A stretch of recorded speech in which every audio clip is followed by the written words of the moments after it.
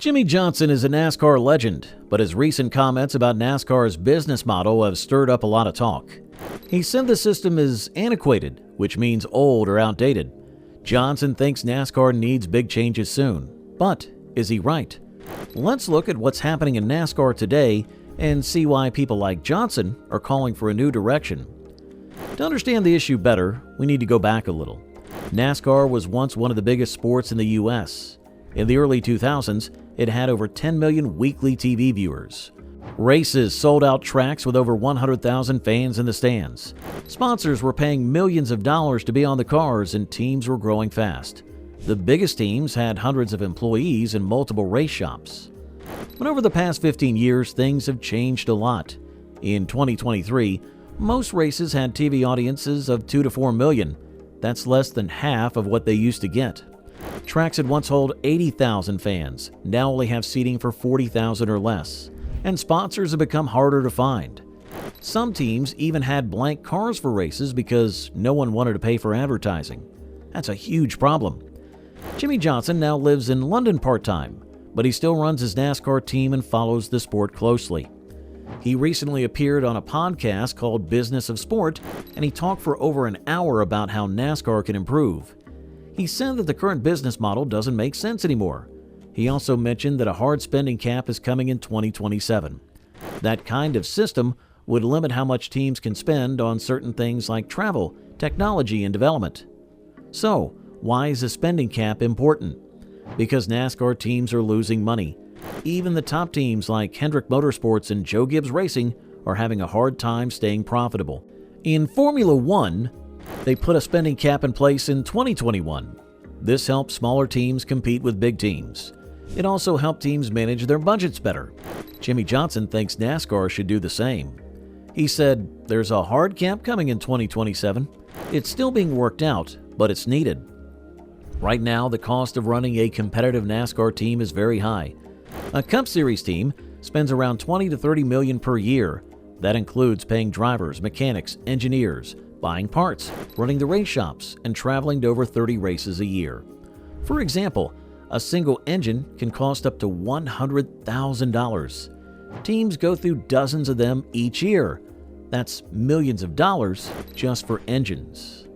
Sponsorship money used to cover most of these costs. In the past, a full-season sponsor like Lowe's or Home Depot would pay $20 million or more. Now, many teams have to use several smaller sponsors. A company may pay $500,000 to be on the car for just one race.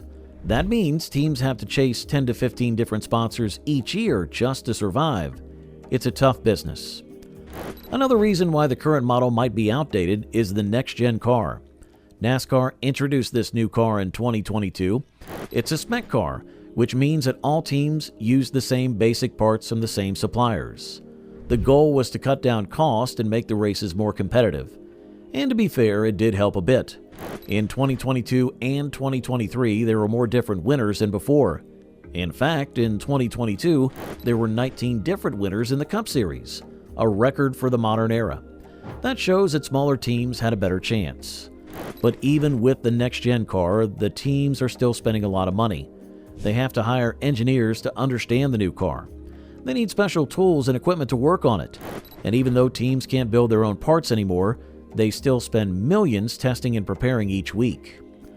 The cost savings from the next-gen car did not go far enough. Jimmie Johnson also said something else important. He said race shops should not count under the spending cap. He called them team museums because many of them are open to the public and used for fan experiences. He believes spending caps should focus on things like research, development, and travel costs. Because NASCAR needs to survive, if the sport keeps losing money, teams will shut down. If fans stop watching, TV money will go down. If sponsors leave, the teams won't be able to race. NASCAR is a great sport with a deep history, but if it wants to grow in the future, it must change. Jimmie Johnson also hinted that NASCAR is not doing enough to listen to teams and drivers. Right now, NASCAR controls most of the rules, the cars, and even the schedule. Team owners and drivers have limited say. This top-down system worked in the past when money was flowing, but now teams want more control over how they spend and how they make money. Let's look at some of the numbers once again. NASCAR's current charter system includes 36 full-time teams. Each charter gives a team the right to race every week and earn prize money. When this system started in 2016, the charters were almost worthless. But today, a charter is worth over $25 million. That shows that people still believe NASCAR can make money, but they also want security and a better business plan. Some changes are already in motion. NASCAR is working on a new media rights deal that will start in 2025.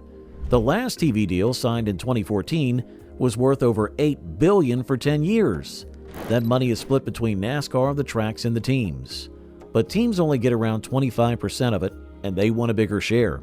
In the new deal, teams are hoping for at least 35 to 40%, which could help them stay in business.